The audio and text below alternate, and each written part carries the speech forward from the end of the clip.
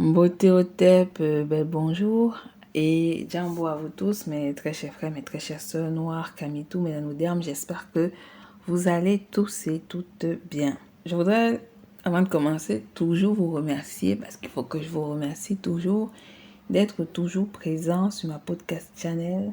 Ce n'est pas évident ce que l'on raconte. Ça fâche, ça dérange beaucoup d'algorithmes. Je vous demande encore de venir nombreux sur AfriTube et je vous recommande de partager toujours cette podcast channel, liker, partager cette podcast channel parce que les informations qu'on vous donne ici ne sont pas que pour que vous restez là et les écoutez, mais il faut aussi les partager. Ce sont des hypothèses, ce sont aussi des documents qui l'ont vérifié, que je lis. Il y a aussi d'autres points soulevés parce que tout a commencé par des réflexions, par des hypothèses. Les méthodologies d'instrumentalisation des peuples locodermes ont commencé par des hypothèses. Et c'est sur ces hypothèses qu'ils ont commencé à nous étudier. Donc, si par moment nous élaborons des hypothèses pour expliquer certains points de vue par rapport à la société locodermique, évidemment, c'est normal.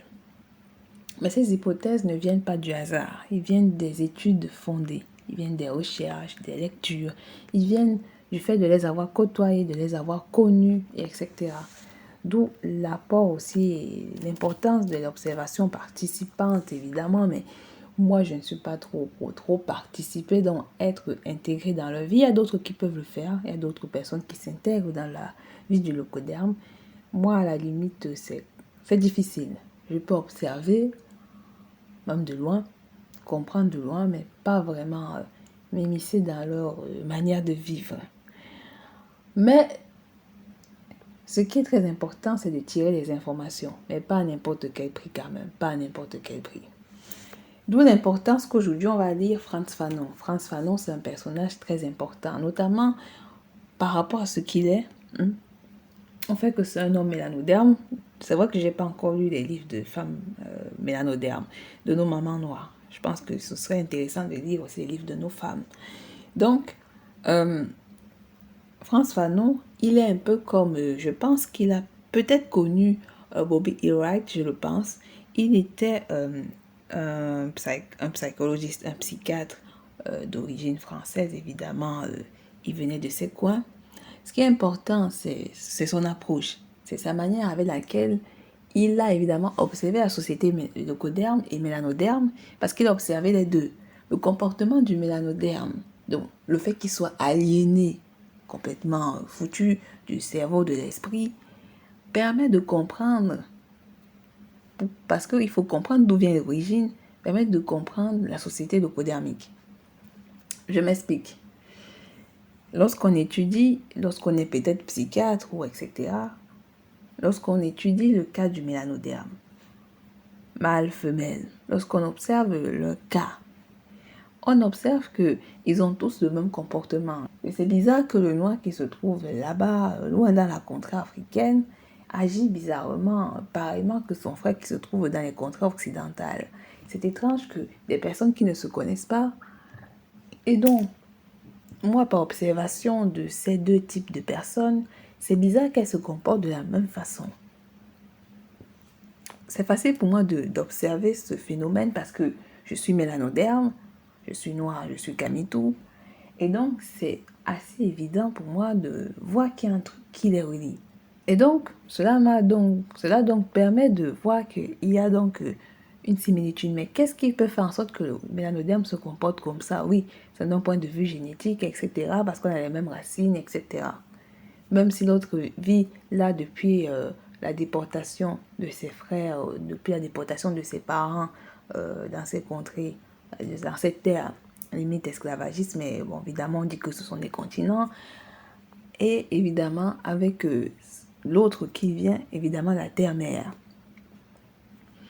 Comme j'ai dit, ça amène le rapprochement que la même circonstance est passée sur ces deux personnes. Ces deux personnes ont subi l'influence du locoderme. Et bien au-delà, même bien avant l'influence du locoderme, c'est-à-dire la manière de rire, de parler, la gestuelle, etc., sont liées. Ce qui prouve donc que, évidemment, la distance ne différencie pas le mélanoderme évidemment, ça le rapproche davantage. Donc, dans le fait qu'ils aient à peu près la même méthodologie, la même vie, ils sont à peu près pareils. Ce qui les rapproche encore dans les études des psychiatres comme François Fanon, dont nous allons faire un peu la biographie avant, c'est évidemment le fait que ces personnes vivent de la même façon l'oppression du locoderme. Le mélanoderme qui vit directement sur le continent, mais elle ne le ressent pas de cette façon directe parce qu'il n'y a pas vraiment, le locoderme, bon, il n'y en a pas vraiment. Il ne le ressent pas, c'est une terre de mélanoderme. Entre-temps, on ne va pas quand même s'empêcher de voir un petit locoderme, mais c'est difficile de les voir, très difficile. Mais le mélanoderme qui vit dans les terres locodermiques, il les voit tout le temps. Normalement, ce sont les terres des locodermes, bon, entre guillemets, les terres de locoderme. Il va ressentir non seulement la pression par rapport à la négrophobie, etc., mais il va subir évidemment les discriminations à l'embauche, etc. Et il va subir beaucoup de types d'oppression liées au financement, liées au travail, liées à beaucoup d'aspects qui vont l'ostraciser. Le mélanoderme du continent, ben là évidemment le président c'est un mélanoderme, mais il va subir la même chose mais d'une autre façon. C'est une autre forme en fait. Mais il subit l'influence du peuple locodermique. Comme son frère qui est sur les terres occidentales, ils ont l'influence des médias. On a les médias en masse, les locodermes. Le pouvoir est à eux, la politique est à eux, l'économie est à eux, tout est à eux. Et donc ils se sentent rabaissés. Les films, les séries, les femmes. Quand on regarde les femmes mélanodermes, elles sont rabaissées, elles ont toutes les perruques, elles veulent ressembler à la femme locoderme, elles veulent se mettre à la femme locoderme.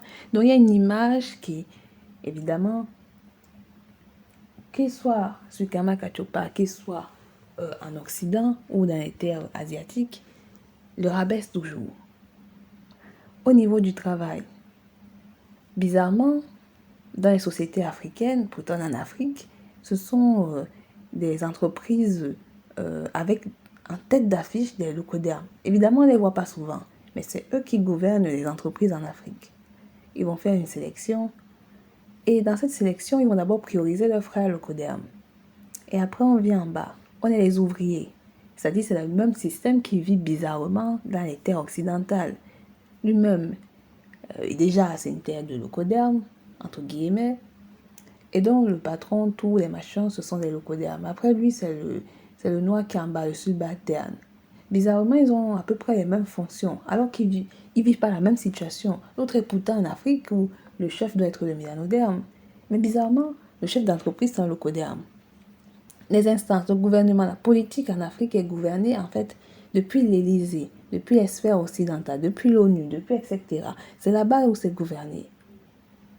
Il s'agit du même fond, d'oppression, mais sous des formes différentes. En locodermie, le mélanoderme voit directement qui est celui qui gouverne. Mais en mélanodermie, le mélanoderme ne voit pas directement, mais il y a un lien en fait. S'il fouille véritablement, il va voir qu'en fait c'est le locoderme qui est en haut. Mais encore, il faudrait qu'il le sache. Donc ils vont subir la même chose. Mais l'autre, quand ils vont se tamponner, en fait, donc quand le mélanoderme de Kama-Kachopa et le mélanoderme de locodermie vont se tamponner, le mélanoderme de mélanodermie, donc de Kama-Kachopa, va dire que c'est la faute des chefs d'État parce que c'est lui qui voit. Donc, celui qui ne cherche pas va dire que c'est la faute des chefs d'État, ils sont nuls, etc. Déjà, il devrait savoir qu'en fait, on n'a pas de chef d'État. En Afrique, il n'y en a pas en réalité. Ce sont les locodermes qui gouvernent. Et de l'autre côté, le frère qui vient à locodermie dira que non, c'est le système occidental, le patati patata. En fait, ils vont constater quelque chose. Ils ont le même problème, mais ce n'est pas la même forme. Mais c'est le même fond. Mais l'autre, il est entêté parce que c'est tout ce qu'il a vu, en fait. Il a vu que ce sont les gouvernants, il a vu que ce sont les corrupteurs, il a vu qu'ils sont corrompus. C'est tout ce qu'il a vu, en fait. Vous voulez qu'il parle de quoi d'autre? C'est pour ça que sa réflexion, elle est comme ça.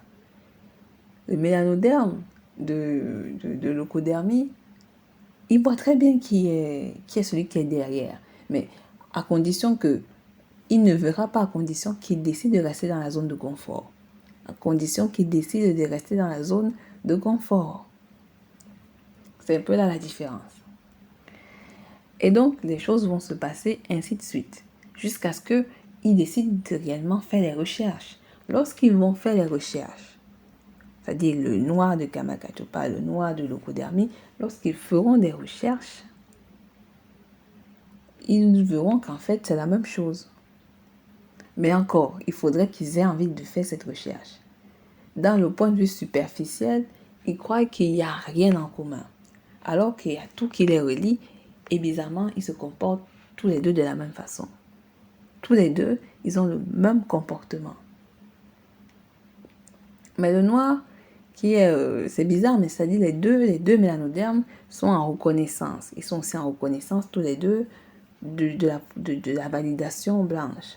Donc, ils ont besoin de la validation du type caucasien, probablement pour ceux qui sont influencés par les arabiques des types arabes, et probablement pour ceux qui sont influencés par les asiatiques hybridés, le coderme, ça sera l'approbation qu'ils voudront.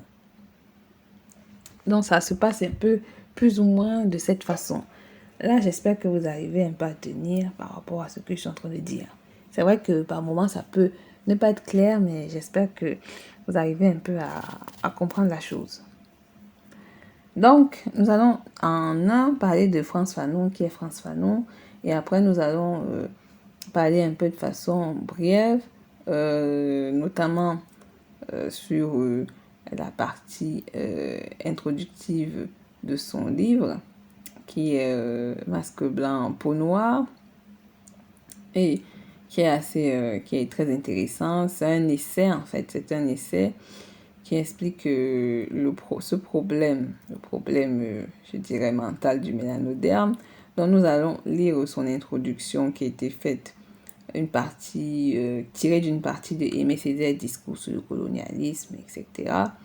Et nous allons nous arrêter seulement à ce niveau. Voilà. J'espère que, voilà, on est tous contents et heureux. Bon, allons-y. Qui est donc Frantz Fanon? N'hésitez pas à liker, à partager aussi le podcast channel. Frantz Fanon, il est né le 20 juillet 1925 à Fort-de-France, Martinique. Et il est mort le 6 décembre 1961 à Bethesda. Je sais pas bien lire ce truc-là. Dans un hôpital militaire de la banlieue de Washington aux États-Unis. C'est un psychiatre et essayiste de nationalité française, se considérant comme citoyen algérien. Fortement impliqué dans la lutte de l'indépendance de l'Algérie et dans un combat international dressant une solidarité entre frères opprimés. Avant de continuer, pour ceux qui essaieront de se dire, mais pourquoi est-ce qu'il se bat pour les Algériens? Ces gens sont vraiment dégueulasses. C'est vrai, les Algériens sont dégueulasses, je peux le prouver de toutes les manières incroyables. Ce qu'il faut savoir, c'est qu'en Algérie, il y a toujours des mélanodermes. Je ne cesse de le dire, il y a des mélanodermes qui se trouvent en Algérie. Ce ne sont pas des Noirs subsahariens qui sont venus là. Ils sont là depuis des siècles. Sachez que dans les invasions, dans la période des invasions, il y a des Noirs qui sont malgré tout restés sur leur propre terre. Comprenez-le, il y a des mélanodermes, des personnes, des descendants des habitants de Kémet qui sont restés sur leur propre terre. C'est aussi un rappel parce que par moments, il y a des gens qui pensent que, voilà, probablement, oui, c'est un universaliste. Oui, mais dans la probabilité, si c'est un enfant métis, je dirais que s'il a choisi le coderme dans sa vie, c'est le droit d'un enfant moitié locoderme. Là, c'est sa partie moitié locoderme qui a parlé. Sa partie moitié locoderme lui a dit de se mettre avec une locoderme. Donc, voilà, c'est comme ça. C'est-à-dire, pour l'enfant interracial, je ne vais pas trop, appuyer sur le bouton rouge parce que c'est un enfant interracial, j'ai envie de dire. Donc, s'il part chez une locoderme, quand c'est un homme, c'est parce que son côté moitié locoderme lui a dit d'y aller. Si, évidemment, c'est une femme interraciale, évidemment, effectivement, si elle n'a pas choisi l'homme locoderme, c'est son côté moitié locoderme qui lui a guidé là-bas. Voilà. Donc, il est complexé et lui-même l'a reconnu. Quand on lit son essai, on comprend que lui-même, il avait des problèmes. Il avait des problèmes identitaires. Parce que souvent, il faut comprendre que certains livres de certains auteurs sont là pour les permettre de répondre à un problème que eux-mêmes ils ont par moment. Ils ont un problème et ces livres les permettent aussi de se soigner, de guérir et de pouvoir aussi sortir de leur propre aliénation. Je ne sais pas s'il a quitté sa femme le coderme ou pas, mais ce qu'il faut comprendre, c'est que par moment, des livres soignent les personnes qui sont eux-mêmes dans la quête de la vérité et de la réalité. Et donc, par conséquent, ils vont élaborer des méthodologies et derrière, à travers leur propre expérience, donc eux-mêmes, évidemment, ils vont essayer de trouver des solutions pour que demain, peut-être, les futurs mélanodermes qui sont dans la même situation que lui vont lire ce livre, essayer plus ou moins de se détacher et trouver des solutions s'ils sont dans le même cas, en fait. S'ils se disent que, comme beaucoup de mélanodermes perchés, que comme à la chez Kanta Job, genre, je vois pas où est le problème d'être avec une femme locoderme, sachant que chez Kanta Job a été avec une femme locoderme, donc je peux me permettre de connaître l'histoire de Kama Kachupa et faire ce que je veux. C'est faux. C'est faux. Vous n'avez pas le droit de faire ce que vous voulez. C'est faux. Je ne sais pas qui vous a dit que sur la terre, on a le droit de faire ce que l'on veut. Et je pense même que ce n'est même pas une très bonne chose, cette histoire de faire ce que l'on veut. On ne fait pas ce que l'on veut sur cette terre. On ne fait pas ce que l'on veut. On fait ce qui est juste. On fait ce qui est bien. On ne fait pas ce que l'on veut. On ne fait pas ce que l'on veut. On fait ce qui est bien, ce qui va aider. Mais comme on est entré dans le siècle de la sauvagerie, oui, on est dans les siècles de la sauvagerie, on est dans le Dark Age. Croyez pas que ça s'est arrêté vers les périodes du 14e siècle et je dirais même 13e siècle, à la limite début même du 14e siècle. On est toujours dans le Dark Age. On est toujours dans le Dark Age. Voilà, ça c'est une vérité. On ne fait pas ce que l'on veut, on fait ce qui est juste. Donc, juste pour rappeler à ceux et celles qui pensent qu'on peut faire ce que l'on veut, genre on se bat pour les noirs et derrière on a un conjoint locoderme. Ça ne fonctionne pas comme ça. C'est une mauvaise image que vous renvoyez et ça prouve que vous êtes soumis. Et vos discours, en fait, ne seront pas de véritables discours. Ça sera des mensonges. Puisque vous allez parler du couple noir. Vous n'êtes même pas un couple noir. Vous allez parler de la femme noire. Alors que votre conjoint, elle est le coderme. Vous allez parler de l'homme noir. Alors que vous, votre partenaire, c'est un homme le coderme. Vous n'êtes pas juste avec vous-même. Vous n'êtes que des menteurs et vous êtes cruellement des hypocrites. Vous êtes des menteurs et des hypocrites. Ça, c'est une réalité. Ce n'est pas dur ce que je dis, c'est une vérité.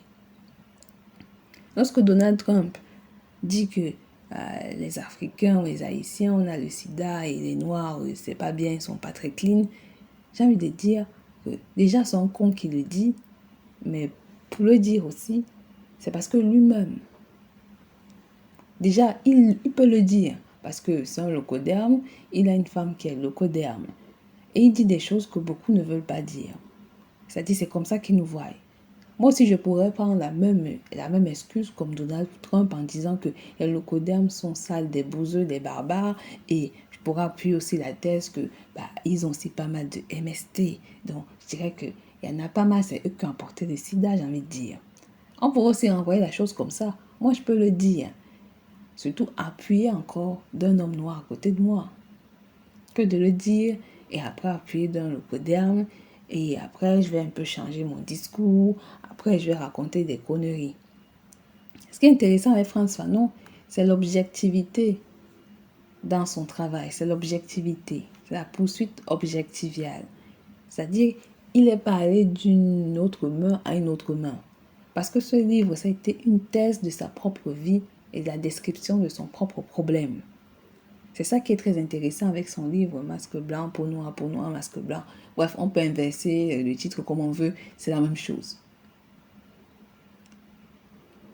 C'est un cas d'étude pour lui, parce que lui-même, il est inscrit dans ce problème. Et probablement, quand il écrivait ce texte, et quand il regardait sa conjointe, et quand il écrivait ce texte, il peut-être voyait les choses comme ça en se disant, il a véritablement un problème. Qu'est-ce qui lui a donné envie d'aller avec cette locoderme? Est-ce qu'il l'aimait pour de vrai? Y a-t-il pas quelque chose, un contexte qui a fait en sorte qu'il aille avec cette femme locoderme? C'est aussi une question. Il y a beaucoup de couples mixtes qui se mettent ensemble pour des raisons qui n'ont ni queue ni tête. Et ce sont pour des raisons négrophobiales. Oui, négrophobiales. Comme les couples sur TikTok. Ce ne sont pas des couples naturels. Vous comprenez, les métisseurs, les métisseuses là, ce ne sont pas des couples naturels sur TikTok. Ce sont des couples issus d'un complexe profond.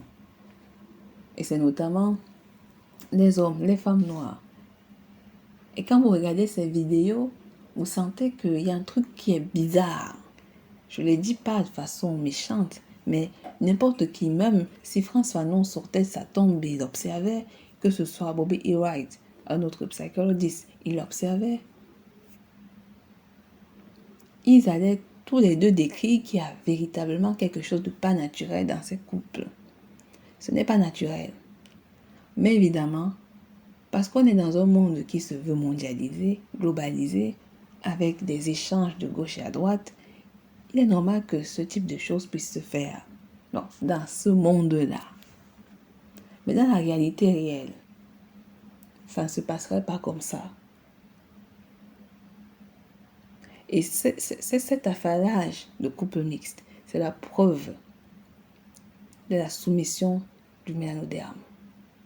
Je suis désolée de le dire, leucoderme et mélanoderme parce que c'est la vérité. Les gens vont me dire, et les Asiatiques alors? Les Asiatiques sont des leucodermes. Les Asiatiques œil bridé, les Arabes sont des leucodermes. Donc ce qui veut dire que la preuve que, comme il y avait une chercheuse, là j'ai oublié son nom, elle était camerounaise, je sais plus, même d'autres, la preuve qui dit que c'est réellement le mélanoderme qui se métisse le plus, c'est la vérité. C'est lui, c'est la vérité. Et donc, cette étude de François Fanon va permettre aussi de répondre à son cas et dans le cas d'autres personnes qui se trouvent dans l'aliénation, le syndrome de Stockholm, le leucovirus. Et évidemment, cela va permettre d'établir aussi pour moi une hypothèse et pour d'autres des hypothèses et des manières de prévenir les enfants et surtout les parents noirs encore. Les parents, papa, maman, mélanoderme. Parce qu'on se demande bel et bien comment est-ce qu'ils ont éduqué l'enfant en fait. Ça pose la question de l'éducation des parents. Comment est-ce que le parent noir éduque son enfant? C'est vrai qu'il va aussi poser le problème des mamans célibataires, des papas célibataires. C'est quoi cette histoire? Et comment ça déstructure la société? Comme Bobby E. Wright. Comment est-ce que ça décompose la société? Et où est-ce que ça mène ce type de choses? Et derrière aussi, il y a la manière avec laquelle le leucoderme tire épingle du jeu. C'est-à-dire, lui, c'est le manipulateur. Mais en fond de scène, on ne le voit pas. Mais évidemment, il tire son épingle du jeu. C'est lui qui est le marionnettiste. Mais en fond de scène. Mais devant, c'est pas ce qu'on a l'habitude de voir. C'est pour ça que les mélanodermes se disputent entre eux, etc. Parce qu'ils ne veulent pas chercher, ils ne veulent pas essuyer la vitrine. Ils veulent garder la vitrine comme ça et continuer à conduire dans le flou. Alors qu'ils essuient la vitre, par exemple, de la voiture. Je ne connais pas trop le langage des voitures, vu que, voilà. Il va voir qu'en fait, il y a quelque chose en fond là. Ils vont le voir, les noirs. Et évidemment, ça sera déjà une piste de sortie. Donc, il est mort aux États-Unis, évidemment. C'est un psychiatre essayiste de nationalité française, se considérant comme citoyen algérien, fortement impliqué dans la lutte de l'indépendance de l'Algérie. Et l'Algérie a aussi subi beaucoup de méfaits du peuple caucasien.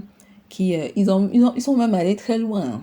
Ils sont même allés s'installer en Algérie, profiter de la richesse de ces terres et pensaient que c'était normal, comme les Belges, durant la période où il y avait Lumumba. Ils venaient s'installer tranquilles, genre c'est cool. Et pendant ce temps, les populations locales étaient en train de souffrir de martyrs. Si Lumumba n'avait pas existé, il serait encore là. Et le Congo serait rempli de leucodermes belges. Et ce serait même peut-être la Belgique au lieu de s'appeler le Congo. Vous devez mesurer cette chose en fait. Mesurer la chose à l'échelle la plus terrible qu'il ne soit. C'est comme l'Afrique sans les Africains en Afrique du Sud. Voyez la chose dans son état global et mesurez-la à sa hauteur à laquelle elle a été réellement créée en fait. Je vous dis que nous sommes dans une guerre d'extermination. Vous, votre problème, c'est de vous amuser. Je ne sais pas où les choses vont aller, mais faites attention. Donc, c'est normal, bon, il s'est battu pour l'Algérie et tout. Je le rappelle, il y a aussi les Noirs en Algérie. Ils doivent aussi se battre pour eux, en fait. Sinon, qu'est-ce qui allait se passer? Peut-être même que les Noirs qui étaient en Algérie, s'il n'y avait pas des personnes comme Frantz Fanon, peut-être que, en fait, ils allaient aussi disparaître. Sachez-le que toujours sur cette terre du Maghreb, il y a toujours des mélanodermes. Hein. Toujours les descendants des enfants de la période de Kémet qui vivent toujours sur cette terre. Je ne parle pas des petits, comme j'ai dit, subsahariens qui sont là. Mais je parle des enfants de Kémet. Les descendants sont toujours là, en fait. Cachés, dissimulés, dans les petits coins. Ils sont toujours là. Ça, ils ne vont pas les chasser. De toute façon, c'est leur terre. C'est leur terre. C'est la preuve que le Maghreb, ce qu'on appelle le Maghreb, c'est toujours une terre de noirs. Donc, il est l'un des fondateurs du courant de pensée tiers-mondiste. Tiers-mondiste est une figure majeure de l'anticolonialisme. Il a inspiré les études postcoloniales, il cherche à analyser les conséquences psychologiques de la colonisation, à la fois sur le colon et sur le colonisé. La même chose que Aimé Césaire. Dans ses livres les plus connus, comme Les damnés de la terre, il analyse le processus de décolonisation sous les angles sociologiques, philosophiques, psychiatriques. Il a également écrit des articles importants en psychiatrie. Je répète encore, il est mort au Maryland à 36 ans aux États-Unis. Frantz Fanon est le 5e enfant d'une famille métissée afro-caribéenne. De 8 enfants, il reçoit son instruction au lycée Victor Schœlcher de Fort-de-France où Aimé Césaire enseigne à l'époque. Frantz Fanon, il est donc issu d'une famille métissée, donc ça veut dire que ça fait quand même plus ou moins, je ne sais pas sur combien de générations de métissés. En 1943, il s'engage dans l'armée française de libération après le ralliement des Antilles françaises au général de Gaulle. Il explique ce choix par le fait que chaque fois que la liberté et la dignité de l'homme sont en question, nous sommes tous concernés. C'est un peu un universaliste. Donc, blanc, noir ou jaune, black, black, black, black. Combattant sous les ordres du général de Lattre Tassigny, il est blessé dans les Vosges. Parti se battre pour un idéal, il est confronté à la discrimination ethnique, raciale si vous préférez, à des nationalismes au petit pied. Toujours membre de l'armée française, il est ensuite envoyé quelques semaines en Algérie, qui sont pour lui l'occasion d'observer la structure de la société coloniale, qu'il conçoit comme pyramidale. Colons riches, petits blancs, juifs, indigènes, évolués, masse du peuple. Les peuplades, quoi.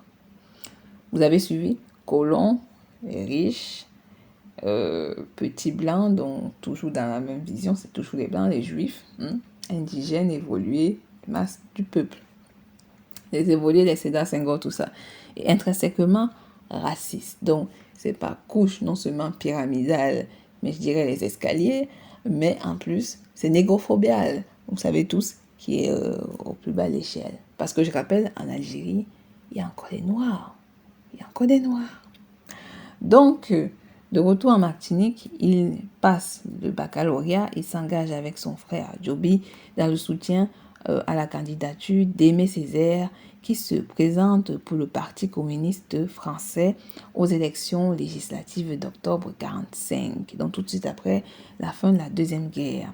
Ayant reçu une citation par le général Salan, excusez-moi, il obtient une bourse d'enseignement supérieur au titre d'ancien combattant, ce qui lui permet de faire des études de médecine en France métropolitaine, tout en suivant des leçons de philosophie et de psychologie à l'université de Lyon, notamment celle de Maurice Merleau-Ponty. Je pourrais vous dire qui est Maurice Merleau-Ponty parce que j'ai étudié aussi le cas de ce monsieur, notamment par rapport à son approche philosophique et de l'art dans le domaine artistique, parce que c'est quelque chose qui me touche particulièrement. Et je vous dirais prendre aussi un peu de recul. Sur le plan politique, il dirige le journal étudiant Tam Tam. Pour ceux qui sont du Cameroun, je pense que vous connaissez Tam Tam. Et participe à différentes mobilisations anticolonialistes avec des jeunesses communistes. Il a été vraiment membre de plusieurs associations communistes, mais associations limite locodermiques. Je pense qu'il y a aussi la réalité sur le terrain qui a bouleversé Frantz Fanon dans la mesure où son idée de paix pour tous, vous savez, les métis, ils aiment ça, tout le monde en commun. Vous avez dit que le métis, c'est le pont de levier qui permettra l'instrumentalisation du mélanoderme. Parce que c'est lui qui amène des mouvements à la con comme Paix pour tous, Joie, nous sommes tous ensemble. Vous savez, j'ai des parents mixtes, blanc, noir, je sais pas quoi. Et ensemble, on essaye de faire un truc que j'ai vraiment senti, un mélange de couleurs, un mélange de culture. C'est le métis qui amène ces illusions aussi. Donc, la création de ce type d'enfant amène l'illusion qui est malheureusement la pire des choses sur la Terre. On n'a plus besoin d'une illusion en fait. On est déjà en 2021, année grégorienne type leucodermique, donc grégorienne leucodermique, et nous sommes toujours dans les illusions en fait, qui n'ont jamais aidé le mélanoderme. Alors que si nous entrons dans la réalité, donc nous sommes en 6258, année kamite, bon, bien au-delà aussi, nous entrons dans une réalité qui nous montre que finalement, on a tout perdu depuis qu'on est entré dans l'universalisme, paix pour tous, amour pour tous, tous, c'est rien quoi. Voilà. C'est triste, mais Frantz Fanon, je pense que il doit lui-même se demander ce qu'il a fait en fait. Oui, il doit se poser des questions. Parce qu'il n'a pas totalement aussi répondu à son questionnement durant son livre. Donc, il n'est cependant pas membre, donc il n'est pas membre de tout cela. Après, Fanon soutient sa thèse en psychiatrie à Lyon en 1951 et il part faire son apprentissage à l'hôpital de Saint-Alban. À Saint-Alban sur Limagnol, en Lozère. Pendant 15 mois, c'est là qu'il rencontre le psychiatre François Tosquel, au printemps de 1952, qui est aussi un psychiatre naturalisé français en 1948 et est l'un des inventeurs de la psychothérapie institutionnelle. Bon, une autre histoire à la con. Entre guillemets, cette formation est déterminante sur le plan de la psychiatrie que celui de ses futurs engagements politiques aux côtés de Tosquel. Il interroge l'aliénation dans tous ces registres au lieu de rencontres entre physiologiques et historiques. Ses études en psychiatrie lui sont très utiles car lui permettant de soutenir ses idées et les causes de celles-ci. Grâce à ses études, ses rencontres, il va commencer à construire la défense de ses futures idées thèses. En effet, Fanon explique certains issus psychologiques des minorités. Ça, c'est pas un mot. Minorité, c'est faux. Sachez que tous les mélanodermes qui sont en leucodermie, vous n'êtes pas des minorités. Vous êtes aussi des majorités que n'importe quel type d'autre chose. Enlevez ce mot minorité en fait. Vous n'êtes pas des minorités, vous êtes des noirs. Vous existez. Vous n'êtes pas des minorités visibles, minorités invisibles, ministres de la minorité. Donc, vous êtes des personnes réelles, et acceptez-le. Quand vous placez en minorité, vous savez ce que ce mot veut dire? Ça veut dire que vous êtes infériorisé. Vous vous placez en tout petit, en fait. Et ça, c'est véritablement insultant, même pour vous-même. Donc, vous n'êtes pas des minorités et décolonisés par l'étude de cas des victimes du colonialisme. Fanon et son équipe insistent sur la nécessité d'analyser les traumatismes coloniaux passés pour expliquer l'état psychologique, émotionnel et physique des générations de ce jour. On va s'arrêter là. Pour ceux qui ont des doutes sur les origines de Frantz Fanon, évidemment, c'est un métis. Voilà. De générations, de je ne sais pas combien de générations afro-caribéennes. Du même auteur, on a l'envers de la révolution algérienne, la découverte petite collection Maspero de 1959, peut-être édité en 2001, les damnés de la terre, la découverte, entre guillemets, petite collection Maspero en 1961, et après une réactualisation en 2003 Pour la révolution africaine, la découverte de petite collection Maspero, 1964, après réédition en 2001. Attention aux rééditions, hein. Des choses peuvent être, vous voyez ce que je veux dire. Donc, essayez d'avoir toujours les originaux. Essayez d'avoir toujours les originaux. Après, je ne sais pas, parce que si c'est dans des maisons d'édition locodermique, des textes vont être réécrits, corrigés, changés. Les mots vont être atténués. Donc, faites attention. Essayez du mieux que possible de trouver les originaux. On a Sociologie d'une révolution, toujours dans Découverte, sa maison d'édition préférée, 1968. Elle n'a pas été rééditée. On a l'œuvre La Découverte, Cahiers Libre, après réédité en 2011. Voilà. Et donc, celui-ci a été fait par François Fanon. Le livre que nous allons lire recueille par Mireille Fanon Mendes France. Hein? Genève, 7e réédition en 2013. Donc, c'est un livre de plusieurs essais et donc plusieurs points de recherche, notamment des recherches, moi je vais les appeler, actes, et son nombre de 766. Et donc, il étudie tout type de cas. Donc, ce sont des cas d'études en observation de la société mélanoderme. Une observation participante étant lui-même mélanoderme, moitié mélanoderme, voilà. Donc, on va quand même décrire la table des matières. Donc, en un, nous allons faire l'introduction. Après, il y aura la première partie, le noir et le langage, la femme de couleur et le blanc, l'homme de couleur et la blanche. En quatrième partie, du prétendu complexe de dépendance du colonisé.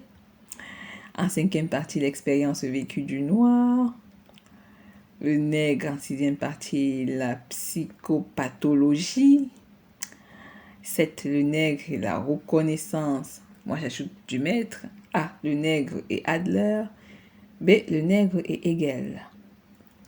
Et conclusion, introduction. Je parle, entre guillemets, de millions d'hommes à qui on a inculqué savamment la peur, le complexe d'infériorité, le tremblement, l'agenouillement, le désespoir, le larbinisme. Aimé Césaire, discours sur le colonialisme. Bon, il n'a pas noté de la page. L'explosion n'aura pas lieu aujourd'hui. Il est trop tôt ou trop tard. Je n'arrive point armé de vérité décisive. Ma conscience n'est pas traversée de fulgurances essentielles.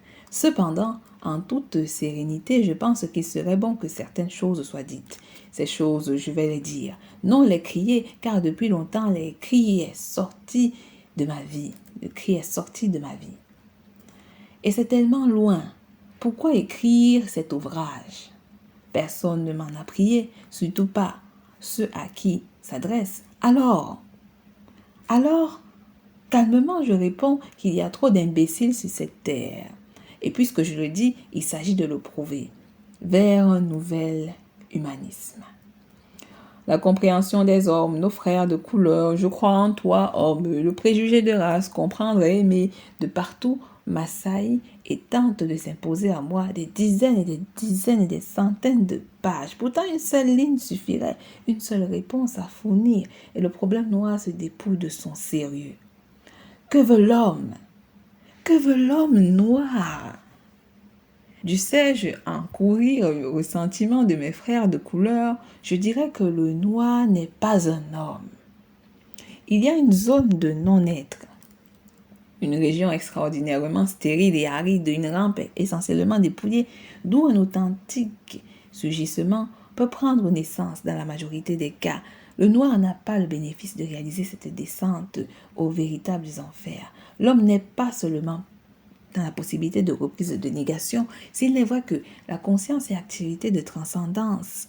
Nous devons savoir aussi que cette transcendance est hantée par le problème de l'amour et de la compréhension. L'homme est un oui vibrant aux harmonies cosmiques, arraché, dispersé, confondu, condamné à voir se dissoudre les unes après les autres les vérités par lui élaborées. Il doit cesser de projeter dans le monde une antinomie qui lui est coexistante. Le noir est un homme noir. C'est-à-dire qu'à la faveur d'une série d'aberrations affectives, il s'est établi au sein d'un univers d'où il faudra bien le sortir. Le problème est d'importance. Nous ne tendons en rien de moins qu'à libérer l'homme de couleur de lui-même. Nous irons très lentement, car il y a deux camps, le blanc et le noir. Tenacement, nous interrogeons les deux métaphysiques et nous verrons qu'elles sont fréquemment fort dissolvantes. Nous n'aurons aucune pitié pour les anciens gouverneurs, pour les anciens missionnaires. Pour nous, celui qui adore les nègres est aussi malade, entre guillemets, que celui qui les exècre. Je vais quand même répéter cette partie. Je ne voulais pas m'arrêter, mais je vais la répéter. Écoutez bien. Pour nous, celui qui adore les nègres est aussi malade que celui qui les exècre. Comprenez ce que ça veut dire. Comprenez ce que ça veut dire. Je n'invictime personne, mais comprenez ce que ça veut dire. Et inversement. Parce que rien ne va dans un sens. C'est dans les deux. C'est dans les deux. Et je vais devoir un peu m'arrêter. Les Noirs qui acceptent les leucodermes ou qui veulent que les leucodermes entrent dans leur combat, pourtant cela n'est pas nécessaire, ont un véritable problème. Ils ont un problème, c'est-à-dire ils ne s'apprécient pas. Je vous ai dit, ici c'est le combat de la vérité et de la vie de la terre. Ce n'est pas le combat de tout le monde. On doit rétablir la vérité sur l'ensemble des choses de cette planète Terre, parce que cette vérité, si on ne la dit pas, elle va détruire l'ensemble de l'univers. Ça, c'est une vérité. Et pour cela, chacun à son échelle, chacun dans son coin. C'est pas la parité, il dit, mais c'est la vérité, c'est mieux, c'est préférable. Chacun dans son coin doit développer et donner les bons discours. Vous allez essayer d'être universaliste, ça va vous amener où? Depuis des siècles, je vous ai dit, les modernes ont essayé l'universalisme, ça n'a marché à rien. Akhenaton nous a plutôt amené dans les embrouilles, dans les problèmes, dans les conneries en fait. Même Frantz Fanon, bizarrement, qui est plus haut, voulait que tout le monde fasse paix pour tous. Bizarrement, il voudrait lui-même essayer de classifier les choses pour que chaque chose doit être rétablie dans son véritable point d'axe. C'est préférable pour moi de parler comme ça.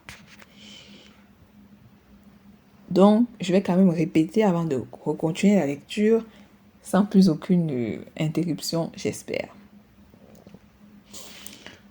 Pour nous, celui qui adore les nègres est aussi malade que celui qui les exègre. Le leucodermes qui disent vous aimez. Faites attention les mecs, les femmes, les hommes, faites attention. Donc pour nous, celui qui adore les nègres est aussi malade que celui qui les exègre. Inversement, le noir qui veut blanchir sa race est aussi malheureux que celui qui prêche la haine du blanc. Le noir qui veut blanchir sa race est aussi malheureux que celui qui prêche la haine du blanc. Je vous ai dit sur ma podcast channel, on n'est pas là pour détester le leucoderme. On ne peut pas le détester. De toute façon, ça ne nous sert strictement à rien. Moi, je préfère qu'ils vivent leur vie, nous vivons nos vies, nous soyons heureux, chacun dans nos vies. Mais qu'ils nous laissent et que s'ils nous laissent, on les laissera aussi. Je pense que c'est la logique des choses, je pense. C'est plus logique comme ça. Mais comme ils ne sont pas dans l'optique de nous laisser, en fait, parce que sans nous, ils ne vivent pas, je pense que, voilà. Mais je pense que si le méanoderme dit la vérité au leucoderme, s'il n'a pas peur, eh ben, bon, pour dire vrai, ça finira dans une guerre, en fait. Ouais, pour être raisonnable, ça finira dans la guerre. Donc, je continue. Dans l'absolu, le noir n'est pas aimable que le tchèque, et véritablement, il s'agit de lâcher l'homme. Il y a 3 ans que ce livre aurait dû être écrit. Mais alors, les vérités nous brûlaient. Aujourd'hui, elles peuvent être dites sans fièvre. Ces vérités-là n'ont pas besoin d'être jetées à la face des hommes. Elles ne peuvent pas enthousiasmer.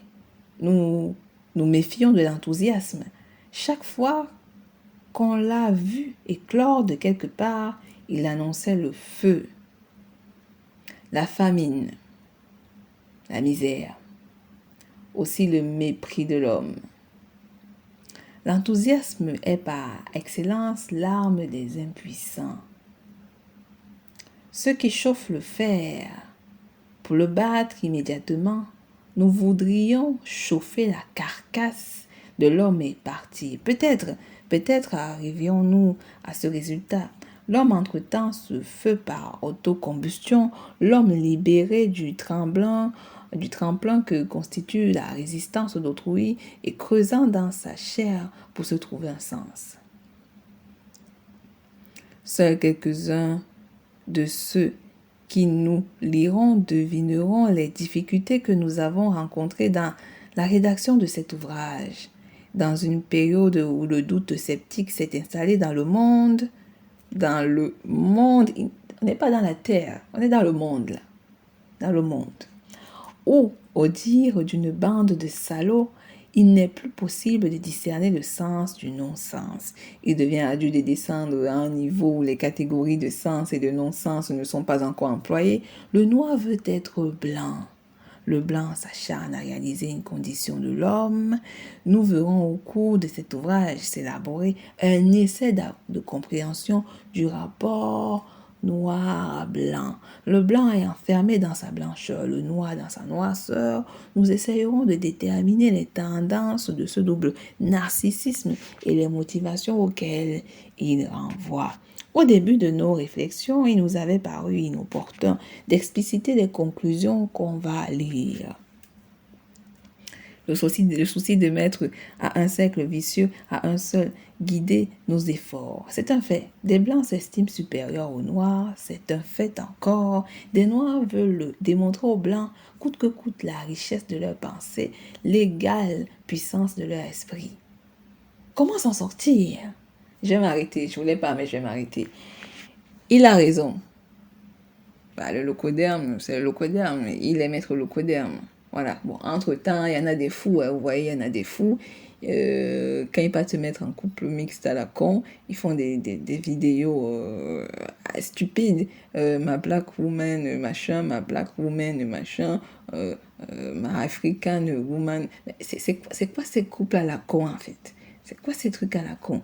Le locoderme et aussi d'autres types de locoderme. Là, on va laisser les couples mixtes, on va les mettre à côté. Et un locoderme il est locoderme, c'est-à-dire il est supérieur, de base il est supérieur, mais sa supériorité, au lieu de l'égaler par rapport à son frère avec qui il est supérieur, ce qui est bizarre, c'est que le mec, il va plutôt essayer de le faire par rapport à un noir, en fait. C'est là-bas il va montrer sa supériorité. En infériorisant le méanoderme, il montre sa supériorité. Ça veut dire qu'il y a un problème. Ça veut dire qu'il y a un problème. Et il y a le mélanoderme, lui c'est l'aliéné, ça c'est l'aliéné. Il y a un problème, c'est que il veut montrer qu'il est fort, qu'il sait parler le français, qu'il est doué. Il veut montrer des choses au locoderme. Le locoderme n'en a strictement rien à faire. S'il veut voir des choses sur le locoderme, sur le mélanoderme, il va le chercher lui-même. Quitte à se créer des fantasmes. Il va se le faire lui-même. Voilà, ça c'est une réalité. Il est son propre centre de vie. Il fait ce qu'il a à faire. Le mélanoderme perché, ça vous en connaissez dans vos vies, ils essaient de tout faire pour démontrer aux locodermes qu'ils existent, qu'ils sont là, je ne sais pas. C'est de la folie en fait. C'est de la folie. Et c'est vrai, la question c'est comment s'en sortir en fait. On a des Noirs, je ne vais pas que parler de la France ou des États-Unis. Il y a des Noirs partout, qu'ils soient en Chine, au Japon, en Océanie. Ça, je laisse encore les natifs d'Océanie parce que c'est vraiment leur terre, vous comprenez, c'est vraiment d'où ils viennent. Et les Noirs d'Afrique, c'est vraiment leur terre, même s'ils sont aliénés, c'est véritablement leur terre. On a des Noirs de locodermie, au lieu de vouloir se former eux-mêmes et essayer de prouver à ses propres frères qu'ils doivent eux-mêmes devenir leur propre puissance, leur propre force, se développer, créer, se revaloriser eux-mêmes, faire des choses pour eux-mêmes. Leur problème, c'est de montrer comment ils essaient de devenir des gens devant le locoderme. Et En aucun cas, ils essayent de sortir de cette société locodermique. Eux, ils veulent rester en fait. Ils veulent continuer ce qu'ils font, mais en restant dans la société du locoderme. Je ne sais pas si vous comprenez ce que je suis en train de dire. Ils veulent faire le truc, mais en restant dans la société du locoderme. C'est pour ça que je vous invite encore à venir avec moi sur AfriTube. Il y a là-bas, c'est une plateforme pour mélanodermes. Donc, venez-y nombreux, s'il vous plaît. Ils sont obligés de passer par une plateforme de locoderme, évidemment créée par des réseaux d'énergie mélanodermique, pour vous amener avec moi sur une plateforme de mélanoderme. C'est quand même triste. Ça doit être quelque chose d'automatique, mais c'est malheureux. Et je dois encore vous inviter à liker. Mais pour les vidéos idiotes des locodermes, vous partez liker. C'est ça qui est terrible. Comment s'en sortir? C'est vrai, comment s'en sortir? C'est terrible. Et ce n'est pas un cas seulement issu des années 60, c'est pas ce qu'ils racontent, mais c'est un cas qu'on observe jusqu'à aujourd'hui en année grégorienne 2021 et en année Kamitsi 1258. C'est terrible. On est toujours là. Là, on veut devenir je ne sais pas quoi, mais toujours chez le locoderme. Et le locoderme, il va continuer à vivre sa vie de locoderme parce qu'il a compris que lui-même, c'est sa propre porte de sortie en lui-même. Mais le mélanoderme ne veut pas comprendre que lui-même, il doit peut-être aussi devenir sa propre porte de sortie, mais en faisant tout pour revenir sur lui-même. En essayant plutôt de former avec ses propres frères de son continent sa propre lumière que d'essayer de briller dans la maison de quelqu'un d'autre. Vous voulez briller chez quelqu'un d'autre. Mais il s'en fout en fait, puisqu'il sait déjà qu'il brille lui-même. Il sait qu'il brille lui-même.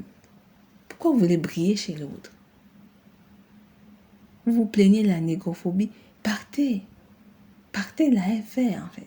Partez des Amériques. Bon, c'est encore compliqué pour les Noirs des États-Unis parce qu'ils sont là, vous voyez.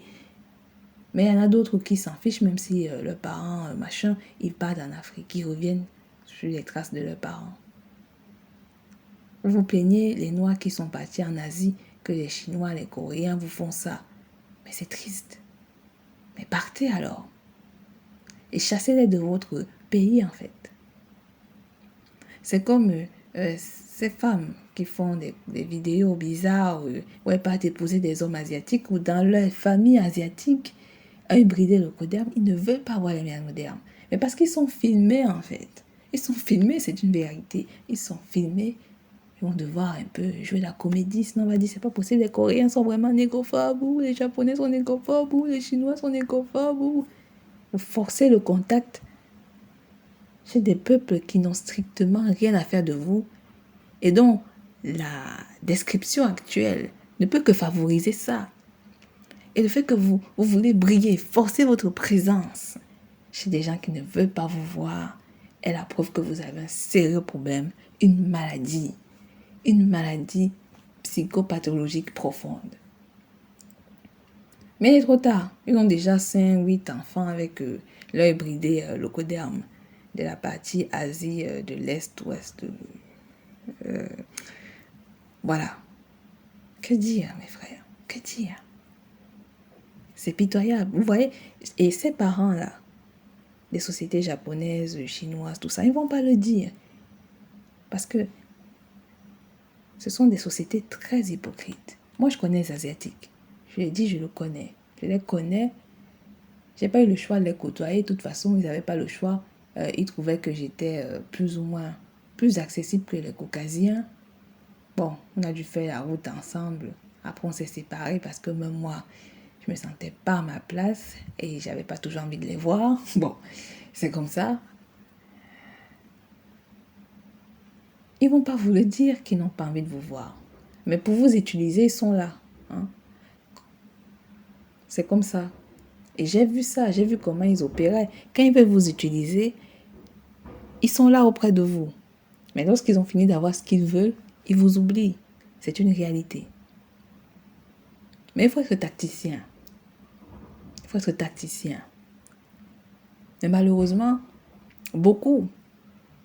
Vous connaissez les chaînes YouTube dont je vous parle, hein, où il y a ces noirs là qui cherchent désespérément. Ils ont déjà fait tellement d'enfants avec l'asiatique mâle femelle. que maintenant, le parent n'approuve pas ça, vous savez, n'approuve pas. Mais bon, la fille force, l'homme force, le parent, souvent c'est dur, il ne va pas accepter. Mais il force, le mélanoderme force, il force, il force. Et ce qui est terrible dans ce type de relation, c'est que l'enfant qui est parti faire les enfants avec la mélanoderme, ne peut même pas défendre son conjoint mélanoderme, mâle-femelle, devant son parent. Parce évidemment, c'est la politesse, le truc de famille.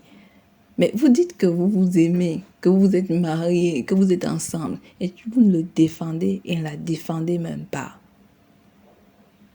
C'est pitoyable. C'est pitoyable. Et vous voulez toujours briller dans la maison des autres. Vous avez déjà fait tellement d'enfants à ces personnes. C'est pitoyable. Et vous savez que vous ne pouvez pas vous occuper seul de 5, 6, 7 enfants. De toute façon, vous êtes en train de noircir la population coréenne et chinoise, japonaise, vietnamienne. Bon, on va continuer la lecture. C'est vraiment déplorable. Il a raison. On va continuer la lecture. Nous avons employé tout à l'heure le terme narcissisme. En effet, nous pensons que seule une interprétation psychanalytique du problème noir peut révéler les anomalies effectives responsables de l'édifice complexuel. Nous travaillons à une liste totale de cet univers morbide. Nous estimons qu'un individu doit tendre à assumer l'universalisme inhérent à la condition humaine. Je ne suis pas trop d'accord avec lui. Et quand nous avançons ceci, nous pensons indifféremment à des hommes comme Gobineau ou à des femmes comme Mayotte, Capétia. Mais pour parvenir à cette saisie, il est urgent de se débarrasser d'une série de tares, séquelles de la période enfantine. Le malheur de l'homme, disait Nietzsche. Avant de continuer, mais c'est terrible quand même, vous savez, c'est ça qui est intéressant avec les personnes comme Frantz Fanon et toutes ces personnes, c'est parce que quand on essaie de découvrir qui sont plus ou moins les personnes dont on a apprécié le travail, c'est qu'il faut aussi suivre derrière qui sont ses mentors. Merleau-Ponty, tous ces trucs, vraiment une série Lecoderme. Et en tant que moitié Lecoderme, je peux comprendre qu'il est lu Nietzsche aussi. Ouais, je peux comprendre. C'est terrible, mais c'est comme ça. C'est comme, vous voyez, il y a les noirs universalistes, les noirs métisseurs et métisseuses. Souvent, lorsqu'ils vont vous parler, ils vont vous dire qu'ils ont lu Nietzsche, etc. Moi aussi, j'ai un peu lu Nietzsche. Mais désolé, je n'adhère surtout pas à l'idée de Nietzsche. Surtout que, je vous ai dit d'étudier son cas. La sœur de Nietzsche a donné les idées à Hitler. C'est la sœur de Nietzsche qui a beaucoup aidé Hitler. Et Nietzsche lui-même, dans ses idées, guidait Hitler. Vous voyez où est l'erreur? Une bonne rime là. Ok, je continue. Le malheur de l'homme, disait Nietzsche, est d'avoir été enfant. Toutefois, nous ne saurions oublier, comme le laisse entendre Charles Daudier, que le destin du névrosé demeure entre ses mains. Aussi pénible que puisse être cette constatation, nous sommes obligés de la faire. Pour le noir, il n'y a qu'un destin, et il est blanc. Avant d'ouvrir le procès, nous tenons à dire certaines choses. L'analyse que nous entreprenons est psychologique. Il demeure toutefois évidente que pour nous, la véritable désaliénation du noir implique une prise de conscience abrupte des réalités économiques et sociales. S'il y a complexe d'infériorité, c'est à la suite d'un double processus économique d'abord, bon, c'est son point de vue, par intériorisation ou mieux par épidermisation de cette infériorité. Ensuite, en réagissant contre la tendance constitutionnaliste de la fin du 19e siècle, Freud par la psychanalyse, et Freud lui-même n'était pas très net. Je vais vous parler peut-être un jour de Freud et tous ces psychopathes, demanda qu'on tint compte du facteur individuel. À une thèse phylogénique, il substituait la perspective ontogénétique. On verra que l'aliénation du noir n'est pas une question individuelle. À côté de la phylogénie et de l'ontogénie, il y a la sociogénie. Voilà là. En un sens, pour répondre aux vœux de Lecomte et d'Almet, Disons qu'il s'agit d'un sociodiagnostic. Quel diagnostic? Mais la société, au contraire des processus biochimiques, n'échappe pas à l'influence humaine. L'homme est ce par quoi la société parvient à l'être. Le pronostic est entre les mains de ceux qui voudront bien, évidemment, secouer les racines vermoulues de l'édifice. Le noir doit mener la lutte sur les deux plans, attendu que historiquement il se conditionne. Toute libération unilatérale est imparfaite. Et la pire erreur serait de croire en leur dépendance mécanique. D'ailleurs, les faits s'opposent à une pareille inclination systématique. Nous le montrons, la réalité pour une fois réclame une compréhension totale sur le plan objectif comme sur le plan subjectif. Une solution doit être apportée. Et ce n'est pas la peine de venir avec des airs, entre guillemets, de crabe, c'est ma faute. Proclamer qu'il s'agit de sauver l'âme. Il n'y aura d'authentique des aliénations que dans la mesure où les choses, au sens le plus matérialiste, auront repris leur place. Il est bon de faire précéder un ouvrage de psychologie, évidemment, d'un point de vue méthodologique. Nous faillirons à l'usage, nous laissons les méthodes aux botanistes et aux mathématiciens. Il y a un point où les méthodes se résorbent. Nous voudrions nous y placer, nous essayerons de découvrir les différentes positions qu'adopte le nègre en face de la civilisation blanche. Le entre guillemets sauvage de la brousse n'est pas envisagé ici. C'est que pour lui, certains éléments n'ont pas encore de poids. Nous estimons qu'il y a du fait de la mise en présence des races blanches et noires, prise en masse d'un complexus psycho-essentiel. Les mots durs. En analysant, nous vivons à sa destruction. Beaucoup de nègres ne se retrouveront pas dans les lignes qui vont suivre. Pareillement, beaucoup de blancs. Mais le fait pour moi de me sentir étranger au monde du schizophrène ou à celui de l'impuissance sexuelle n'attaque en rien leur réalité.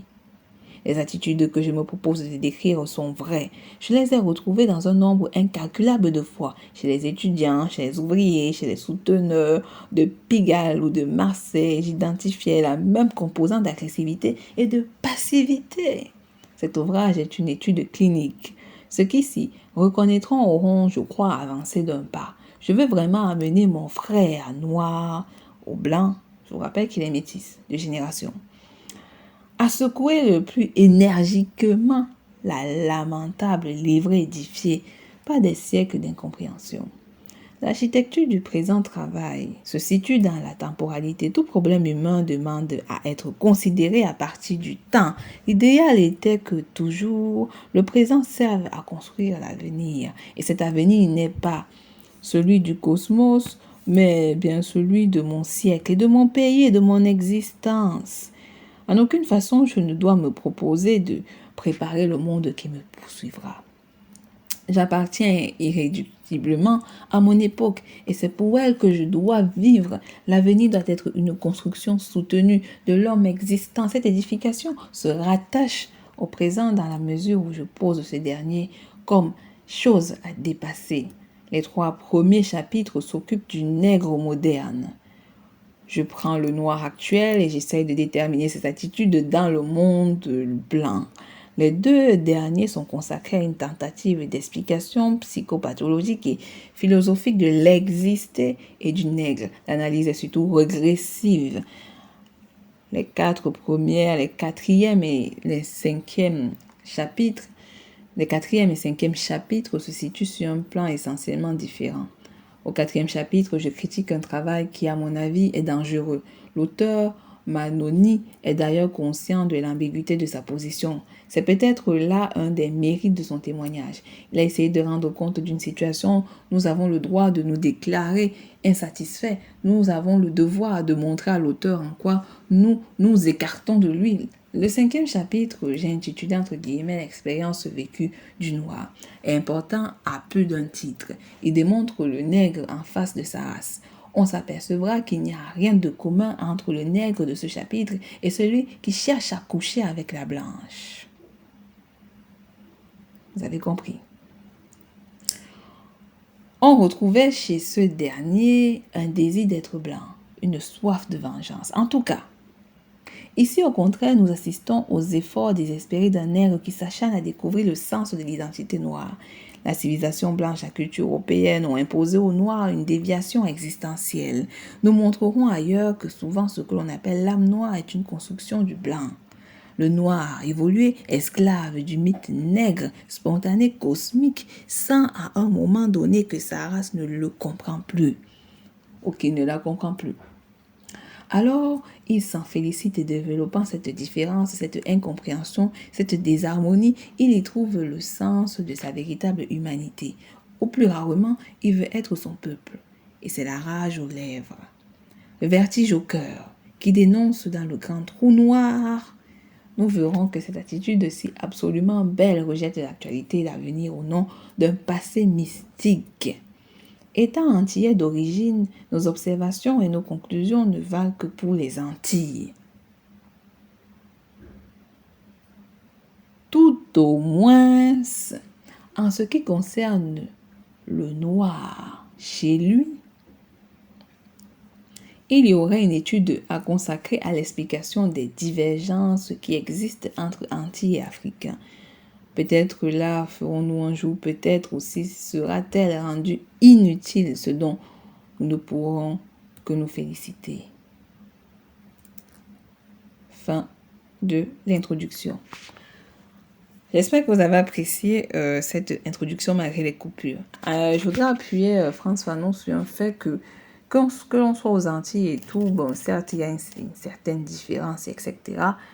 Je voudrais appuyer Frantz Fanon sur un fait que nous avons tous, parce que nous sommes mélanodermes, même s'il est moitié mélanoderme, une réalité. Et cette réalité nous communique. Et vous allez voir quand même que, même si on n'est pas dans les Antilles, parce que même si c'est une certaine époque, et même si nous ne sommes pas dans les Antilles, nous allons voir une similarité entre nous, Africains d'Afrique, et eux, les gens des Antilles, et peut-être les Noirs américains, et par exemple nos frères d'Océanie qu'on a embrouillés, vous voyez dans la tête, et quelques Noirs qui se trouvent d'origine asiatique pure depuis longtemps. Je ne parle pas des Noirs qui sont partis en Asie, mais bon, eux aussi les Noirs qui sont partis en Asie s'y reconnaîtront. Voilà. Et aussi les Noirs qui sont en Europe. Bon, vous voyez, les Noirs sont partout, même en Antarctique, même dans l'espace. Bref. Donc, c'est-à-dire que ce cas d'étude est partout. Et même sur le cas d'étude de Bobby E. Wright, ce comportement des Noirs américains, c'est le même comportement que l'on observe bizarrement sur Kamakachupa. Que ce soit la période des colonisations, esclavage, etc. Temps moderne, temps passé, temps futur, présent, plus que parfait. Voilà. C'est toujours pareil. Et c'est vrai, il faut désaligner le noir.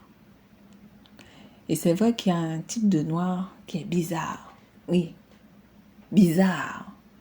C'est-à-dire, on ne comprend pas. Ça, c'est ce que j'ai un peu dit un peu plus haut. C'est quoi son problème? Il va être reconnu du locodème ou il veut que l'Afrique retrouve sa puissance économique, défense, machin, truc. Qu'est-ce qu'il veut en fait? Est-ce qu'il veut briller dans sa maison ou il veut briller chez l'autre? Est-ce qu'il veut que tous les Noirs brillent entre eux pour eux-mêmes ou il veut que le locodème voit qu'ils brillent? C'est la question. Il n'a pas tort. Il n'a pas tort. Et moi-même, bien que je ne sois pas toujours d'accord avec ce qu'il dit sur certains points, notamment quand il parle de ces auteurs locodermes là, dont je ne suis pas trop en accord, malgré ces petits désaccords, comme il a dit, on a le droit d'être en désaccord. Malgré tout, il y a une vérité. Le noir doit savoir où il veut se positionner. Où voulez-vous vous positionner, vous, en fait? Vous voulez rester chez le locoderme, chez le maître, etc. Ou vous voulez, en fait, vivre vous-même votre propre vie et devenir vous-même des êtres exceptionnels? Moi, je veux que vous deveniez vous-même, en chaque mélanoderme, des êtres exceptionnels. Que vous voyez vous-même en tant que des êtres incroyables. Vous savez, le changement sur Kamakachupa ne va pas se faire en essayant de démontrer au locoderme ce que vous valez. Je vous ai dit qu'il s'en fiche complètement. Vous savez pas ce qu'il y a dans la tête de ces gens, j'ai envie de vous dire. Ils s'en fichent complètement. Il est plus préférable que vous-même, vous brillez pour vous-même. Faites vos vies, soyez heureux. Battez-vous pour vos ancêtres. Prouvez au moins à vos ancêtres que ils vous ont permis de vivre pas pour rien, j'ai envie de dire. Essayez un peu de faire des choses bien. Moi, je veux que l'équilibre de la Terre revienne à son équilibre. Je ne veux pas que on continue à tomber dans les visions folles comme dans le protocole de Toronto, Zion et tous ces trucs pourris, perdus. Je veux qu'on sache où se trouve notre équilibre. Nos ancêtres nous avaient déjà guidés dans le passé. Nous devons tout faire pour amener les choses droit dans leur botte. Beaucoup d'êtres vivants sont morts. Beaucoup d'espèces de la création sont mortes depuis qu'on est entré dans l'ère du sauvage. Depuis que l'on est dans l'ère du sauvage, il faut que nous comprenions que nous ne devons pas briller chez le sauvage, mais briller à l'honneur de nos parents qui se sont sacrifiés. Briller à l'honneur de nos enfants. Briller à l'honneur pour nos frères et sœurs qui sont perdus et désespérés. Nous devons les montrer la lumière. Mais en restant des personnes de bonne intégrité et non des personnes qui auront les mêmes pensées que le locoderme, donc en sauvagisé venir avec l'esprit colonisateur. Redevenons des vrais êtres vivants. Redevenons des kamites. Redevenons des gens vrais. Et non des faux, des hypocrites, des trucs bizarres, tordus, sales, dégueulasses. Des trucs dont même moi je ne saurais même pas décrire. Donc je vous remercie encore à vous tous, mes très chers frères, mes très chères sœurs. Likez, partagez ce podcast channel. Je vous remercie infiniment pour votre aide, pour votre soutien et pour le fait d'être toujours présent avec moi. Merci infiniment. Beauté à tous, Bibala.